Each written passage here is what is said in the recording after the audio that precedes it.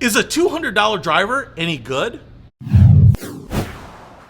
What's happening, Panda Nation? Peter Von Panda here. I have in my hands here a driver that I want to quick talk to you about. About a year ago, I actually was checking out chippers and I found a company called Mazel, and they made a chipper that I tested and really loved. I'd never heard of the brand before, but as I was switching from variable length irons to one length irons last year, I actually came across Mazel again. They make a set of one length irons that I was really interested in checking out. But I actually came across them again because I was actually looking for titanium drivers. I've been fooling around with different drivers because even some of the big OEMs, while they're very, very good, maybe have some unnecessary features for me. And as I've shown you with the Lightspeed driver, actually just kind of the simple all titanium driver heads are the ones that really perform best for me. So I'm really trying to buy my clubs based on their specs and what works best for me, regardless of the brand. And whether it's $200 or $600, you should probably just go with what's best for you. But that being said, I've been really impressed with some $150, $200, $250 drivers. Now this one is $200, so it's a very affordable driver. It's a very good looking. I have been using this fairly heavily here, so you'll see some wear on there.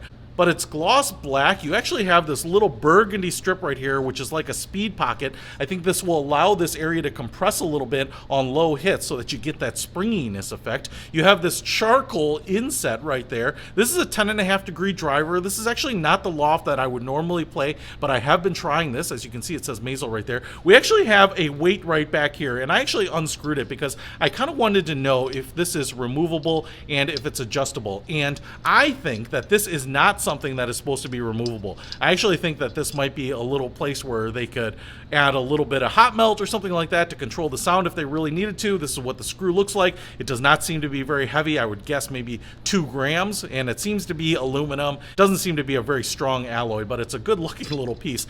I will say that the thick threading on here is actually very similar to a lot of the micro brands weights, whether it's Crank Golf or the Lightspeed driver. I've noticed that they seem to be interchangeable. So if you really do need to get another weight in here, I think you can possibly do it. It's just got a really nice traditional look, the little pip right there, all gloss black top. It is a glue-in driver, so it's not adjustable, and I think that's really nice because actually so many drivers are adjustable, and I get the superiority of being able to adjust the loft and the lie angles, but what you end up doing here on glue-in drivers is removing anywhere from 10 to 11 to 12 grams that are right here on the hosel that actually make this a little draw bias and don't allow you to put as much weight down on the sole as possible to help you with that launch. So I actually do like this. I wish they actually made maybe just little adjustment sleeves that you could glue in that might only be a gram or two that allow you to take a non-adjustable hosel and to adjust it to your preferred loft. I think that would be really cool.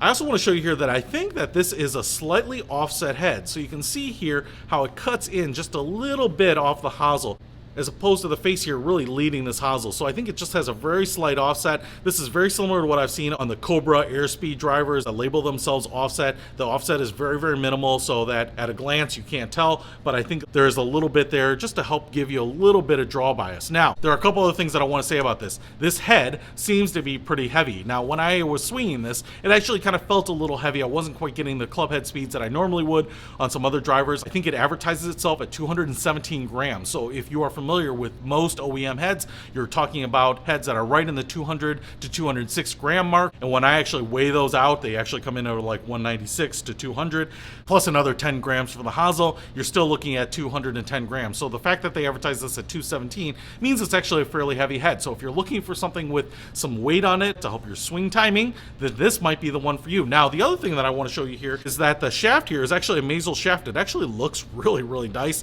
It's got this cool matte black finish. It says Mazel right there, and what you can see here is it says R-Flex, and I would say that there's a couple things that I would mention about this. Is that one, it might be, and maybe because the head is really heavy, this shaft tends to flex a little bit more than the regular flex shafts that I am familiar with. In fact, I really noticed it on the waggle, and in fact, it kind of reminds me of my auto flex shaft, that when you waggle this sucker, it seems to flex more than a lot of the regular flex shafts. I would say that even though this says regular flex on it, it bends more like an A flex or a senior flex to me, okay? So kind of keep that in mind. My best guess is that if you play a regular flex and you are ordering this, you'll probably want to order it in the stiff flex. And if you play a senior flex, then the regular flex will probably seem very familiar to you. Now, the other thing I want to tell you on this is that I was actually really impressed with the grip. I assumed that the grip on here, because it's the two-tone and velvet cord on there, was was actually a Golf Pride grip. And so when I was taking a closer look at it and it said Mazel on it, I realized they make their own. So what they make is a really nice standard size grip that feels good, that has a lot of traction on it. And so when I saw it and was playing around with it, I thought it was made by a much larger OEM. So overall, I think the club is really nice. Now, how does it perform? So I took this out and I was playing it for sure, and then I took it to the driving range to record some data, and I would say that there are a couple things that I noticed about this. One, I absolutely can hit this driver. It's very consistent. It feels nice, especially when you get a heavy driver in your hands. It just feels very smooth. It kind of slows your tempo down. And the advantage of that is that you can actually hit a ball very consistently with it. You also don't feel like you get really sharp impacts in your hand because the head just has the momentum to swing through the ball. The other thing is with this little offset here, I was getting pretty nice little draws, so the shot shape was actually very nice as well. The two things about this is that, one, with the heavy head, I also wasn't getting the club head speeds that I would normally expect out of my standard driver, which is going to have a much lighter head and a much lighter shaft. So I wouldn't expect distances like I would get with my standard driver. The other thing is I wouldn't normally play a 10.5 degree head.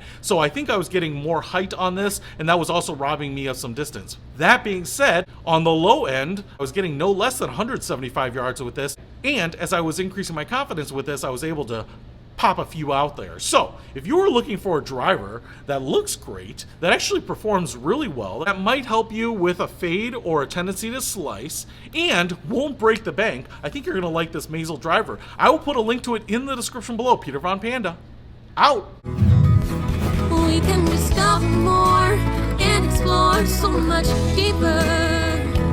We can live better than ever thanks to Peter Von Panda.